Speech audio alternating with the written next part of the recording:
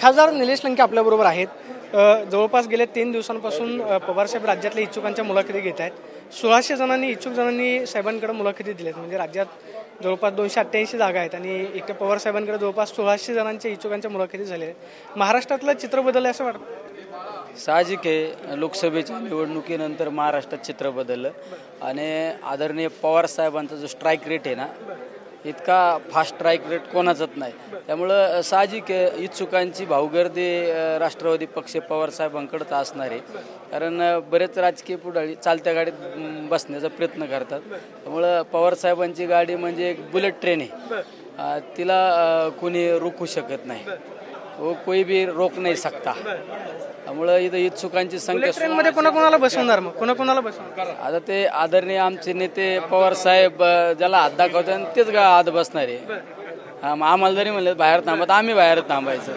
अजित पवार बोलताना असं म्हणाले की 40 जणांच्या आमच्या जागा आहे अशा राहतील, मात्र समोरच्यांना 40 जागा भरायच्यात म्हणून इच्छुकांच्या गर्दी ज्या आहेत ती तिकडे पवारसाहेबांकडे आहे किंवा लोक घेतली जातात। शेवट राजकीय या वक्तव्याला कुठलं महत्त्व नाही देता।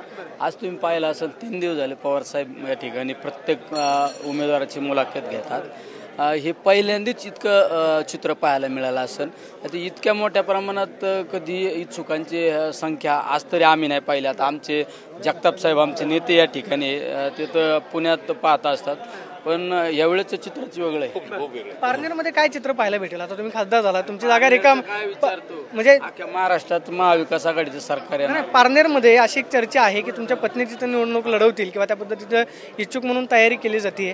तुम्ही तुमच्या पत्नीला त्या मतदारसंघामधून निवडणुकीसाठी उभं करणार आहात? नाही, चर्चेला काही महत्त्व नसतं। शेवट पक्षाचे नेतृत्व जे सांगन त्या उमेदवाराला मी त्या जिल्ह्याचा खासदार म्हणून माझं काम आहे निवडून आणणं।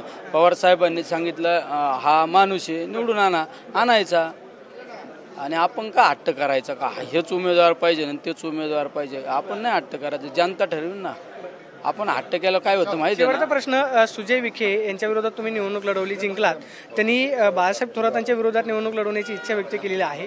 महाविकास आघाडी म्हणून जर कदाचित सुजय विखेंनी संगमनेरमधून निवडणूक लढवली तर काय तुम्ही प्रचाराला जाणार त्या ठिकाणी? माझी निवडणूक तरी जरा कट टू कट झाली, ती वन साईड निवडणूक होईल। थोरात साहेबांना प्रचाराला जायची गरज नाही भासायची। खरं आपण पाहतोय की थोरात साहेबांना प्रचाराला जाण्याची गरज पडणार नाही अशी प्रतिक्रिया सुजय या ठिकाणी निलेश लंकेंनी दिल्याचं पाहायला मिळतं। कॅमेरा पर्सन गणेश मोरेसोन, मी प्रदीप कापसे, TV9 मराठी, पुणे।